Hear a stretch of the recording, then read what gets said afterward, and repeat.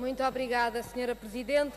Sr. Primeiro-Ministro, a coligação no poder da Suécia diz que é preciso repensar o modelo de cheque-ensino depois do desastre académico provado pelo PISA e depois do desastre financeiro com a falência de escolas que está a acontecer neste momento na Suécia. Como se sabe, o Ministro Nuno Crato tem a Suécia como um exemplo e introduziu o cheque-ensino no Orçamento do Estado para 2014. Tendo em conta que na Suécia o próprio modelo está a ser abandonado, eu queria que o Sr. Primeiro-Ministro nos desse aqui hoje garantias de que vai abandonar o cheque-ensino em Portugal. Faz favor, Sr. Primeiro-Ministro. Muito obrigado, Sra. Presidente. Deve haver algum equívoco por parte da Sra. Deputada Catarina Martins, porque o Orçamento do Estado não consagra nenhum cheque-ensino. Deve haver aí algum equívoco, Sra. Deputada. Provavelmente a Sra. Deputada está a referir-se a uma ideia que tem vindo a ser discutida há muitos anos em Portugal e que tem vindo a manifestar por parte, nomeadamente, do meu partido e também do CDS-PP, intenção de no futuro poder ser adotado em Portugal a ideia de que ele está em prática. Não está. E não está, Sra. Deputada, justamente porque uma medida de tipo cheque-ensino não pode ser executada de qualquer maneira. Nós estamos justamente a tomar condições necessárias para que os portugueses possam ter maior escolha educativa, dentro da escola pública e fora da escola pública. As escolhas que podem ser feitas dentro da escola pública são, nesta altura, mais importantes para nós, porque não temos disponibilidades orçamentais para estar a alargar a liberdade de escolha fora da área pública. Mas é importante que essa liberdade de escolha possa também realizar-se dentro da escola pública. Mas, evidentemente, nós temos um modelo de sociedade em que gostaríamos que as escolhas dos cidadãos pudessem livremente ser efetuadas, independentemente da forma como o Estado realiza essas necessidades que as pessoas sentem.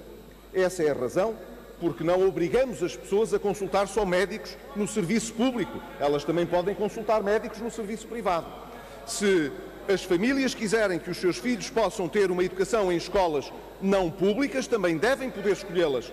Nós somos pela liberdade de escolha, pela liberdade de ensino, seja no ensino público, seja no ensino não público, Sra. Deputada. E essa convicção mantemos. Muito obrigado.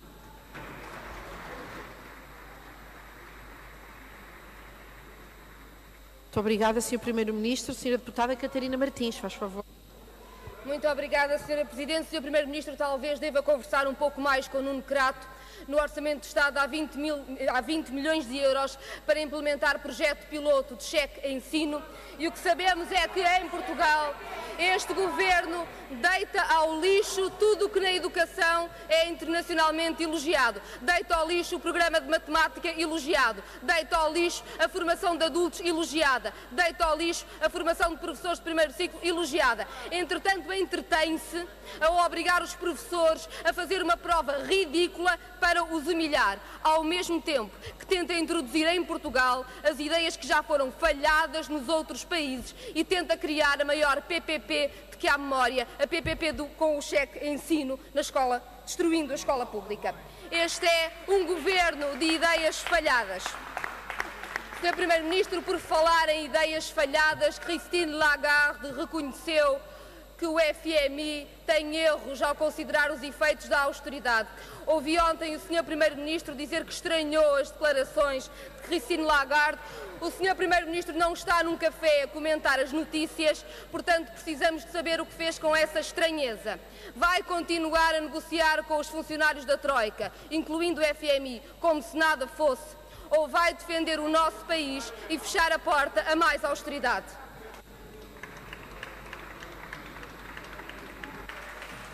Obrigada. Sr. Primeiro-Ministro, faz favor. Obrigado, Sra. Presidente.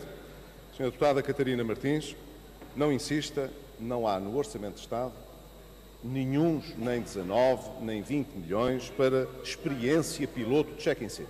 Não existe, Sra. Deputada. Portanto, não insista nessa matéria. Em segundo lugar, a Sra. Deputada desfiou um conjunto de considerações sobre declarações da Sra. Diretora-Geral do Fundo Monetário Internacional e depois acusou-me de fazer uma espécie de comentário de café a propósito dessas declarações quando respondi a uma jornalista que me questionava sobre isso. E não estava no café, estava na minha residência oficial em São Bento a responder aos jornalistas que me colocaram essa questão. E, Sra. Deputada, não tenho aqui no Parlamento uma coisa diferente para dizer do que aquilo que disse ontem ao país por intermédio da comunicação social. A minha conversa não muda da residência oficial para aqui o Palácio de São Bento. Estranhei as declarações da Sra. Diretora-Geral do Fundo Monetário Internacional. E estranhei porque nós vimos defendendo há muito tempo, nas nossas negociações com a Troika, que os erros de partida do programa pudessem ser corrigidos naquilo que podem ser corrigidos. Há uma matéria em que não pode ser corrigido.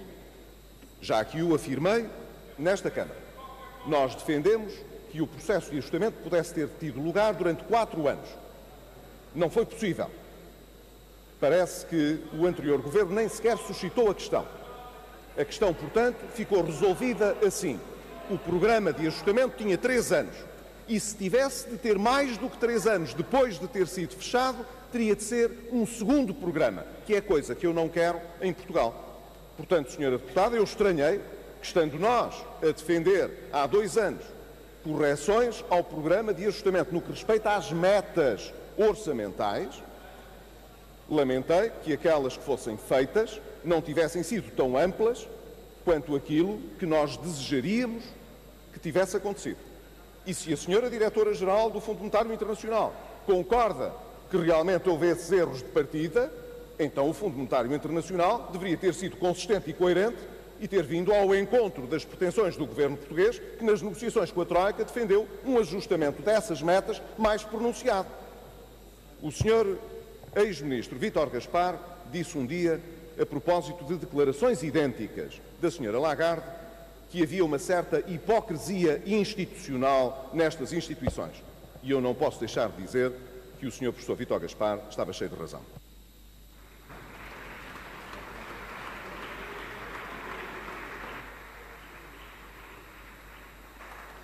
Senhora Deputada Catarina Martins, tem a palavra, faz favor. Muito obrigada, Sra. Presidente. Sr. Primeiro-Ministro, repare que quem se senta com ar subserviente perante as instituições da hipocrisia institucional é a maioria PSD-CDS, é o seu governo. Repare como talvez a hipocrisia institucional esteja também na cabeça de todos os portugueses, quando ouvem um governo que baixa salários, mas diz que não quer, que é a Troika que obriga. Quando ouvem um governo que diz que queria a Troika e que afinal agora já não queria. Quando ouvem um governo que assinou um memorando e diz que agora afinal já não sabia de nada. Hipocrisia institucional.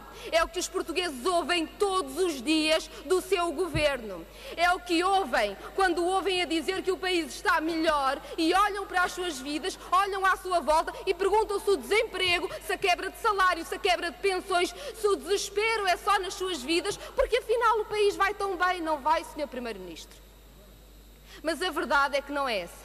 A verdade é que quando comparamos os dados de 2012 para 2013, continuamos a empobrecer. O desemprego continua a aumentar.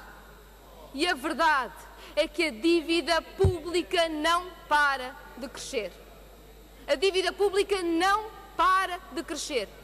Em 2013, tanto sacrifício, tanto que tirou ao país, e tinha uma dívida de médio e longo prazo de 6 mil milhões de euros. Nos próximos anos, esta dívida vai aumentar. 2014, 2015, 2016, estamos a falar de valores de 10 mil milhões de euros por ano, 17 mil milhões em 2016, sempre com mais 8 mil milhões de euros de juro. E o que eu lhe quero perguntar, Sr. Primeiro-Ministro, é com esta política que empobrece o país, que o torna mais desigual, Como é que vai pagar a dívida nos próximos anos? Qual é o seu plano, Sr. Primeiro-Ministro, que tanto acusa o Bloco de Esquerda de não querer pagar a dívida quando lhe citamos os estudos internacionais que falam da necessidade da reestruturação? A pergunta sobre o fim do memorando não é se é regresso aos mercados ou se é programa cautelar, a pergunta é, então, e a dívida? Como é que vai pagar? 2014, 2015, mais de 10 mil milhões de euros a médio e longo prazo, mais 8 mil milhões de juros por ano. 2016, 17 mil milhões de euros. Como é que vai pagar, Sr. Primeiro-Ministro?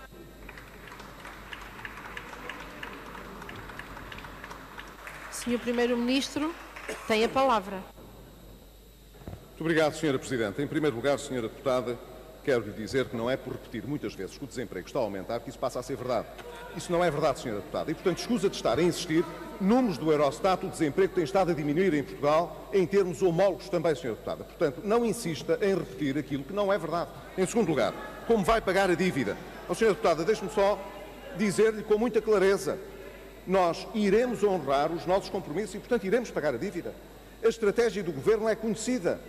Nós devemos encaminhar o país para ter excedentes primários e depois excedentes orçamentais. E é nessa medida que conseguiremos dar um contributo para a recuperação económica do país, que nessa medida estará em melhores condições de sustentar a sua dívida.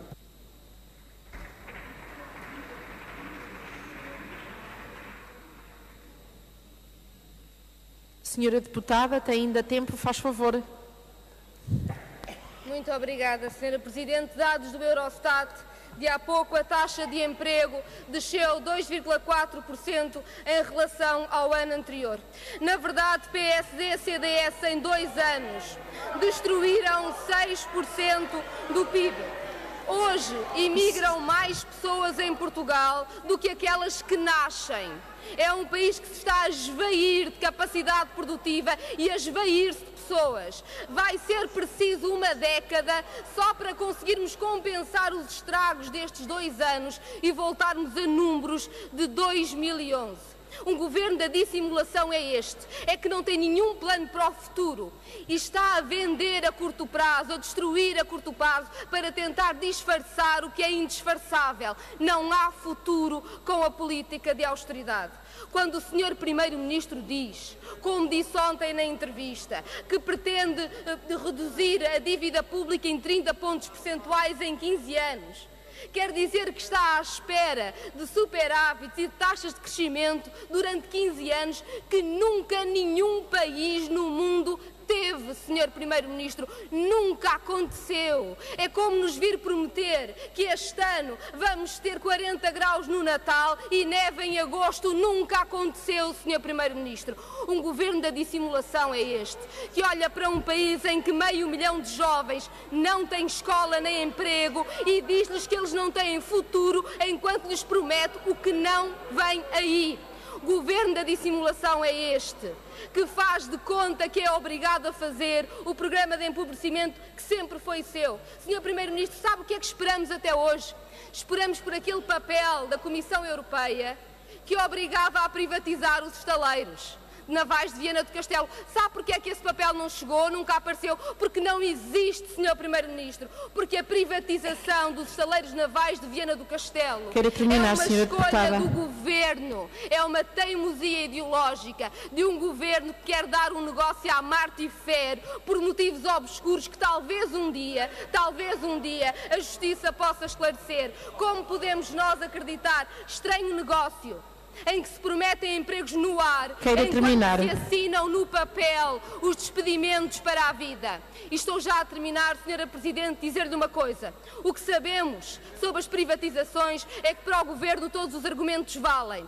Se dá prejuízo, privatiza-se. Se dá lucro, privatiza-se, como fizeram com o CTT. E isso, Sr. Primeiro-Ministro, é um crime contra o país. Nem nos Estados Unidos da América os serviços postais são privados. Os Correios não entregaram na última década menos de 50 milhões de euros de lucro. Bem sabemos que PSD não está sozinho no crime. Termino já, Sra. Presidente, bem sabemos que a privatização do CTT também estava nos PECs do Partido Socialista. Mas quero dizer-lhe uma coisa, Sr. Primeiro-Ministro. Queira terminar. Estarem juntos no crime de empobrecer o país não alivia as vossas responsabilidades, nem apaga o dano que está a ser feito.